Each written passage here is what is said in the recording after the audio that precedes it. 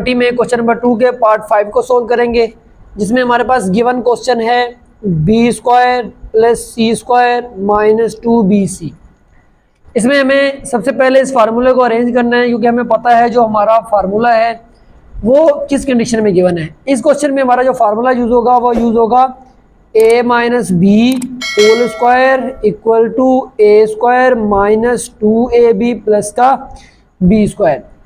अभी हमें पता है कि फार्मूले की ए स्क्वायर की वैल्यू भी हमेशा पॉजिटिव होगी और बी स्क्वायर की वैल्यू भी हमेशा पॉजिटिव होगी। तो यहाँ पे प्लेस वैल्यू के हिसाब से अगर हम फार्मूला अरेंज करें तो हमारा फार्मूला बनेगा B square minus 2bc plus का सी स्क्वायर।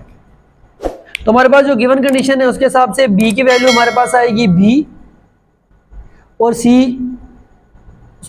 a की वैल्यू आएगी हमारे पास b और b की वैल्यू हमारे पास आएगी c। अभी हमें इस फार्मूले में पुट करना है और इसको इसके इक्वल सोल्व करना है। अब ये a एंड b की वैल्यू कैसे आती है, इसके लिए आपको मेरा लेक्चर नंबर 19, 18 या 17 इनमें से कोई भी एक लेक्चर आपको देख लेना है, उससे आपको समझ आ जाएगी कि a एंड b की वैल्यू किन स्टेप्स के थ्रू फाइंड की जाती है। उसकी लिंक आपको डिस्क्रिप्शन में या आई बटन में मिल जाएगी, आप वहाँ से जाकर वॉच कर सकते हैं। तो a की वैल्यू a, b की वैल्यू c।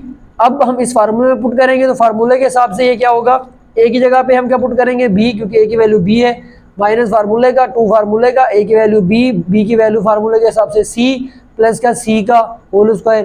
तो फार्मूले की वैल्यू क्या बनी a square b square minus 2bc plus का c स्क्वायर।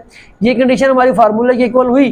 तो ये कंडीशन हमारी अभी फार्मूले के लेफ्ट हैंड साइड यानी कि a minus B whole square के इक्वल होनी चाहिए। तो उसकी क्या वैल्यू होनी चाहिए, b की वैल्यू, a की वैल्यू हमारे पास क्या b की वैल्यू हमारे पास c है, तो इसका जो फाइनल आंसर होगा b माइनस सी, यानी कि b माइनस सी होल स्क्वायर, ये इसका फाइनल आंसर है।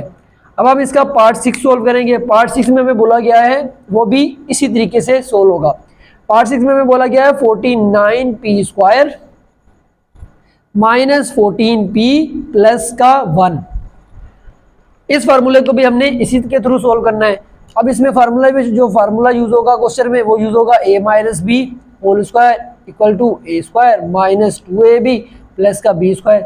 आप बोलेंगे सर हमें कैसे पता लगेगा माइनस का यूज होगा या प्लस का यूज होगा। बेटा जब आपकी सारी वैल्यूज माइनस में गिवन हो, एक वैल्यू माइनस में गिवन हो और दूसरी दो पॉजिटिव में हो तो आप फार्मूला यूज करोगे माइनस का। अगर आपकी सारी वैल्यूज पॉजिटिव में गिवन है तो आप फार्मूला यूज करोगे पॉजिटिव का। ये सिंपल सी चीज है। तो यहाँ पे हमारी a की वैल्यू मौजूद है 7p, b की वैल्यू हमारे पास 1 है। अब ये वैल्यूज कैसे निकलती है इसके लिए आपको फिर लेक्चर मेरे 18, 17 में से कोई भी एक देखना होगा, तो आपको वैल्यूज निकालने का तरीका पता लग जाएगा।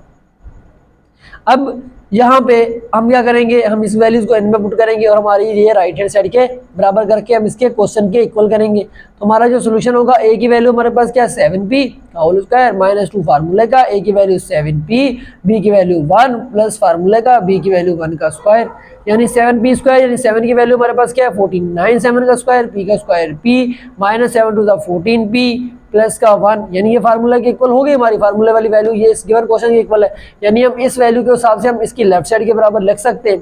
तो लेफ्ट साइड के अगर हम बराबर रखें तो हमारे पास लेफ्ट साइड वैल्यू क्या है a minus B whole square. तो ये किसके इक्वल होनी चाहिए 7p माइनस 1 होल स्क्वायर के। अब बोलेंगे सर 7p माइनस 1 क्यों नहीं किया, भाई 7 के साथ p वेरिएबल है और माइनस 1 कोई कांस्टेंट है, तो कभी भी वेरिएबल किसी कांस्टेंट से माइनस नहीं होता। तो आप क्या करोगे, इसका फाइनल आंसर लिखोगे 7p माइनस 1 का होल स्क्वायर, ये इसका है फाइनल आंसर।